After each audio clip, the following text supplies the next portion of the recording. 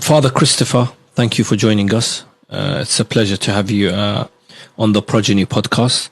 Considering you are a priest, what made you get into studying and lecturing about Islam? It started really with Fatima, Lady Fatima, because I was researching Hussein, and of course you have to then read about his mother. Yeah. And I was quite shocked that there's so much devotion to Fatima and so little written about her. She was a real person and played a fundamental role in the very start of the preaching of the Prophet. And therefore you can't just, have holy books about her. You need to discover who she was. So I decided to do my doctoral thesis on her. And I produced what I hope still and think still was the first real biography of Lady Fatima. I mean, in a Western language, but based on the Arabic sources. And your second book is on? So the second book is really, in a sense, a bit of a joke, in that there was a group of us in Rome, professors.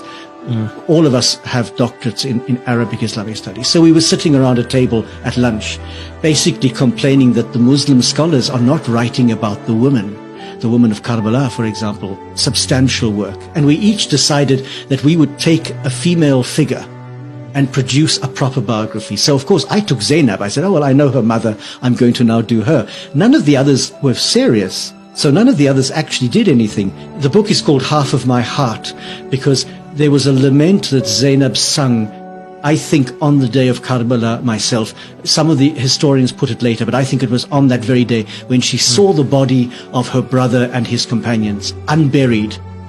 And she refers to him as half of my heart, her brother Hussein. And I thought, half of my heart was the Fatima book, and now this is the second half, the Zainab book. Now, I don't have any heart left, I suppose, but I'm certainly going to tackle other issues. But Zainab is an extraordinary woman, and like Hussein, transcends all religious, political barriers. She is a universal ideal. She intervenes a number of times, I think 3, on the battlefield. And she's described, I go into quite a lot of detail because I'm very moved by this. She's described in the days leading up to Karbala as quite distressed. She hears the enemy army coming and she breaks down. She hears Al-Hussein making this lament about tomorrow so many will be dead, and she breaks down, saying that he's had a vision of his own grandfather saying, you are coming to us, and she breaks down. So she's quite frail and fragile on the eve of the battle. But on the day of the battle, there's a remarkable change, and even the Sunni authors record that she looked like the sun rising as she came out onto the battlefield. And 3 times she walks out of the women's tents right into the middle of the fighting, one to intervene when her nephew is killed. So Ali, the oldest of Hussein's sons, is killed. A second time she comes out to chase after this little boy at Hussein's command, and she can't catch him. He's too fast for her because he wants to fight with his uncle. And a third time she comes out to challenge the men killing Al-Hussein.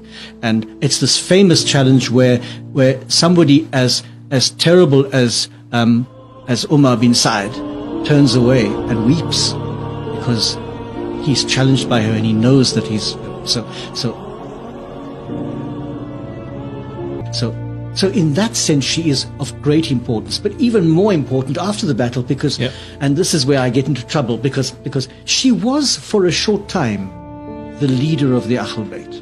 There's no doubt about that. Young Ali bin al-Hussein was much too sick to function immediatally after the battle, and his life, in fact, is saved twice. She saves his life later on in the court of when they're before Ziyad, but that's later on. It's that period of days after Karbala, from the journey between Karbala to Kufa to the court of Yazid, to Damascus. That period, however long it was, and it's difficult to know how long it was, when they were being interrogated and ill-treated, she was the pole around which everything revolved. Absolutely. And there's a particular moment where her nephew, Ali bin al-Hussein, says to her, "Be quiet now, let me speak." And that for me is the moment when he takes his place as imam. He's imam, but when he actually takes his place and takes over leadership of this group. But until then, it is Lady Zainab. And I always defend this by saying, She's not a woman with masculine virtues. Bravery is not a masculine virtue, it's a human virtue. So we don't want to say she was as good as a man. That's a terrible thing for me.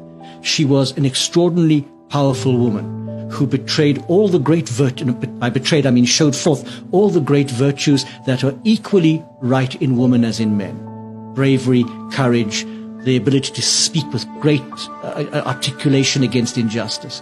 And in a sense, she functioned as the leader of the House of Islam.